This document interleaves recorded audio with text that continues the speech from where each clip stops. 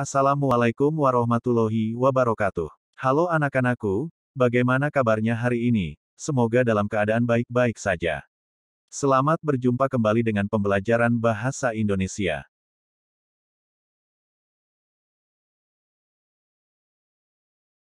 Anak-anakku, pada kesempatan kali ini, kita akan membahas materi tentang struktur teks laporan hasil observasi. Perlu kalian pahami bahwa dengan mempelajari struktur teks maka kita akan bisa membedakan antara teks yang satu dengan teks yang lainnya. Hal ini dikarenakan setiap teks memiliki perbedaan strukturnya masing-masing. Selain itu dengan kita memahami struktur teks kita dapat menyusun sebuah teks dengan benar.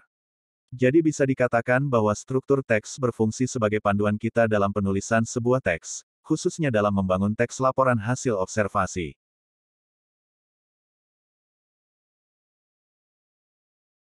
Lantas apa aja sih struktur teks laporan hasil observasi itu? Apakah kalian ada yang tahu ada berapa bagian struktur teks laporan hasil observasi itu? Kalau kalian tidak tahu mari kita bahas strukturnya. Setiap teks pasti memiliki struktur dan unsur pembangun. Demikian pula dengan teks laporan hasil observasi. Teks laporan hasil observasi disusun dengan struktur pernyataan umum atau klasifikasi, deskripsi bagian, dan deskripsi manfaat. Untuk lebih jelasnya, ayo kita bahas satu persatu strukturnya supaya kalian dapat dengan mudah memahaminya. Struktur yang pertama adalah pernyataan umum atau klasifikasi. Pada bagian ini berisi pembuka atau pengantar hal yang akan disampaikan. Bagian ini berisi hal umum tentang objek yang akan dikaji atau diamati, menjelaskan secara garis besar pemahaman tentang hal tersebut. Dalam struktur ini terdapat dua hal yakni, memperkenalkan objeknya dan mengklasifikasikan atau mengelompokkan objeknya. Objek di sini maksudnya adalah benda atau segala sesuatu yang diamati.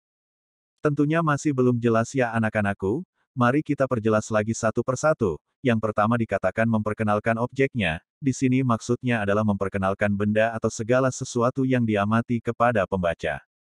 Memperkenalkannya boleh dengan mendefinisikan objeknya ataupun dengan memberikan penjelasan secara umum tentang objeknya. Yang terpenting disebutkan objeknya apa supaya pembaca dapat mengetahui objek yang diamatinya. Kemudian kedua adalah mengklasifikasikan atau mengelompokkan objeknya. Di sini maksudnya adalah adanya pembagian dari objeknya menjadi beberapa bagian. Di sini berarti disebutkan objeknya menjadi berapa bagian dan disebutkan satu persatu bagiannya. Kita coba lihat contoh kerangka penyusunan struktur pernyataan umum atau klasifikasi. Di sana misal objeknya adalah mobil. Berarti untuk memperkenalkan objeknya kita cukup mendefinisikan objeknya misal mobil adalah kendaraan yang bla bla bla. Supaya menjadi paragraf yang utuh kita bisa menambahkan kalimat yang lainnya. Kemudian kita juga perlu menyebutkan pengklasifikasian atau pengelompokan objeknya dengan cara menyebutkan jumlah pengelompokannya dan menyebutkannya satu persatu. Misal di sana berdasarkan mereknya, mobil terbagi menjadi 3 jenis, yakni Daihatsu, Toyota, dan Honda. Maka lengkaplah sudah kerangka struktur pernyataan umum atau klasifikasinya karena sudah memperkenalkan objek dan mengelompokkan objeknya. Jadi kita simpulkan bahwa struktur pernyataan umum atau klasifikasi ini terdapat dua ciri, maka pada saat menganalisis teks laporan hasil observasi kita perlu memperhatikan dua ciri tadi. Struktur ini bisa dibuat menjadi satu paragraf atau lebih.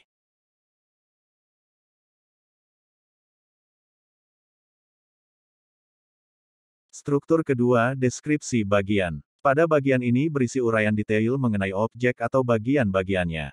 Struktur ini mendeskripsikan atau memaparkan objek-objek yang sudah tadi dikelompokkan pada bagian struktur pernyataan umum.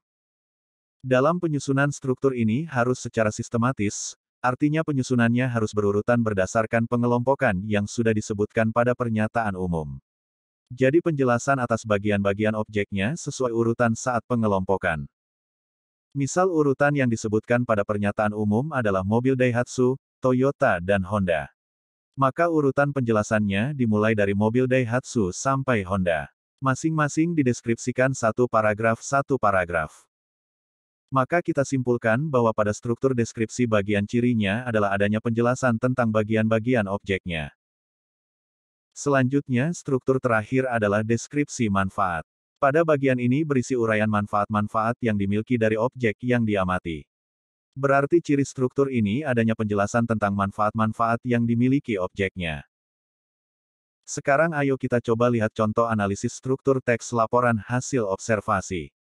Kita coba terapkan teori tadi ke dalam teks yang berjudul wayang. Kalian boleh buka kembali materi pertemuan pertama untuk melihat teks wayang.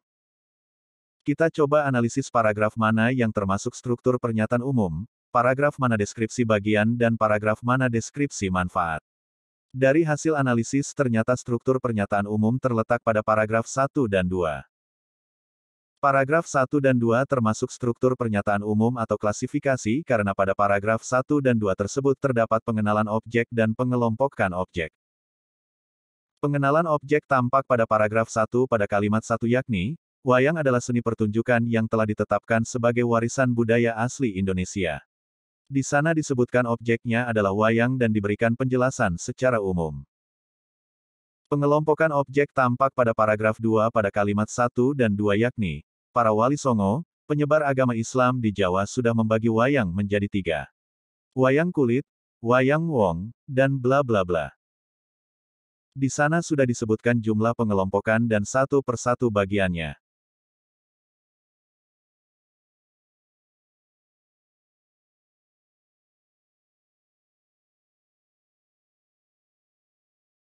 Selanjutnya untuk struktur deskripsi bagian terletak pada paragraf 3-7 karena pada paragraf tersebut menjelaskan atau mendeskripsikan tentang bagian-bagiannya yang sudah dikelompokkan. Hal tersebut tampak pada paragraf 3 mendeskripsikan wayang kulit, paragraf 4 mendeskripsikan wayang wong, dan seterusnya pun penjelasan atas bagian-bagiannya.